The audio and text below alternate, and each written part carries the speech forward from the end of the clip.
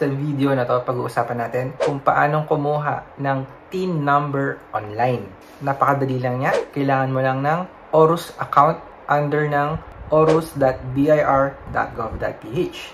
Mahalaga na meron kayong personal email address kasi dito nyo gagamitin lahat ng transaction nyo sa BIR. Simulan na natin.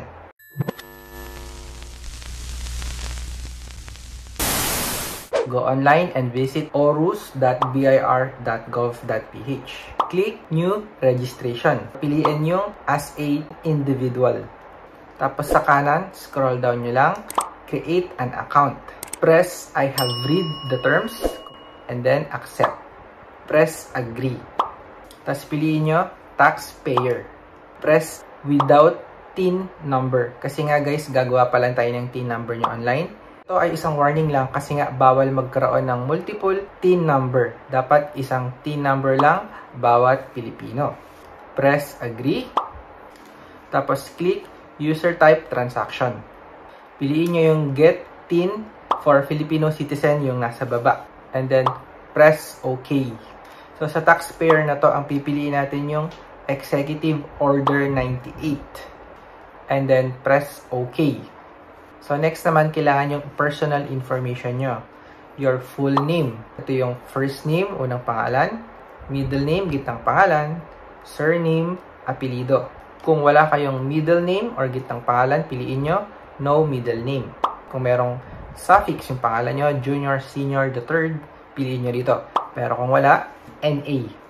Tapos, ilagay nyo yung birthday nyo or kaarawan. Day, months, and then year, format. Civil status, ikaw ba ay married or single, hindi kasal. Gender, female kung babae, male kung lalaki. So, ito na nga yung valid email address guys na sinabi ko kanina. Huwag kayong gagamit ng email address ng ibang tao. Dapat ito ay personal email nyo. Dito nyo matatanggap yung OTP and other transaction from BIR and ORUS. Press I acknowledge. Tapos, gagawa tayo ng password. Kailangan dito 12 characters, guys. Merong small letter, big letter, numbers, and special character. So, ito yan. Sample ng special character. Tapos, ulitin nyo lang. Enter again your password. Pindutin nyo yung I am not a robot. Click register.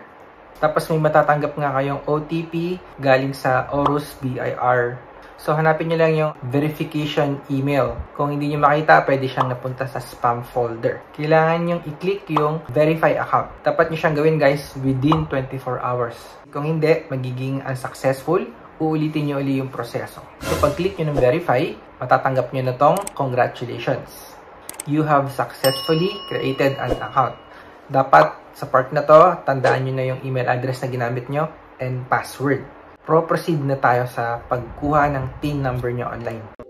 Go online sa orus.bir.gov.ph. Tapos, gagamitin natin yung email and password. Click I am not a robot and then click login. Sundan nyo lang to guys, no? Click new registration and then choose as an individual.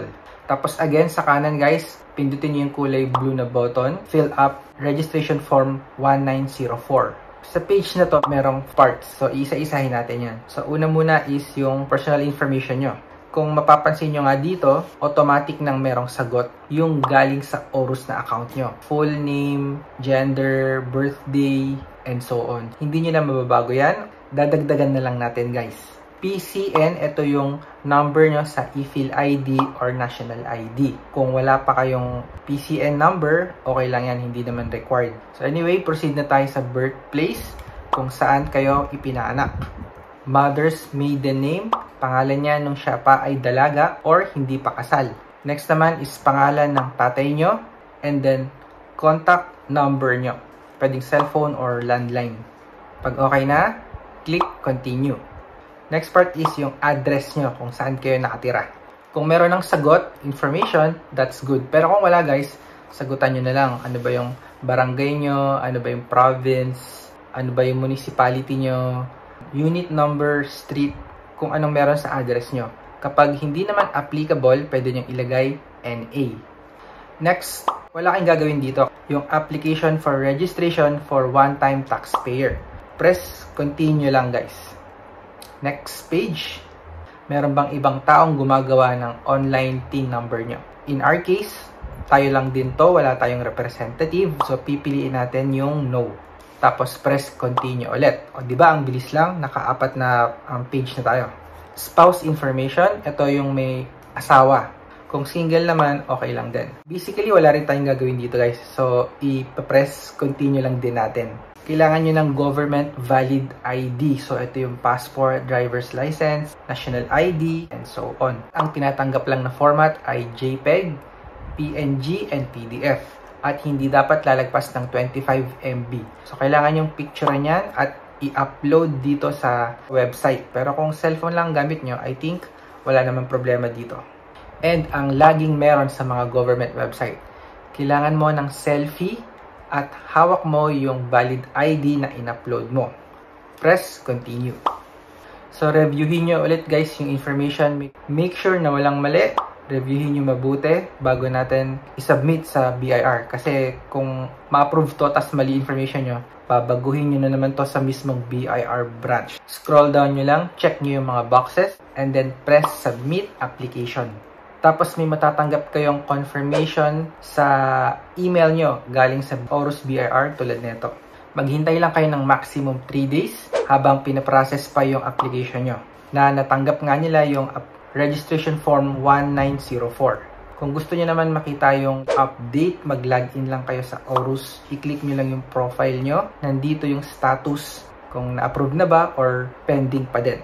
Ang alam ko, mabilis lang to guys. Pwedeng umabot ng 1 to 2 days. Makakakuha na kayo ng TIN number at mai-inform din kayo sa mismong email na to. Kapag may TIN number na kayo, pwede na kayong kumuha din ng digital TIN ID. Meron akong tutorial din kung gusto nyo. So yun lang guys, sana nakatuloy yung video. Kung may tanong kayo, just comment down below, sasagutin ko kayo. Medyo nabibisi ako ngayon kaya hindi ako masyado makapag-upload. Thank you dun sa mga nanonood pa rin at nag-subscribe. Again, thanks for watching. I will see you in my next video.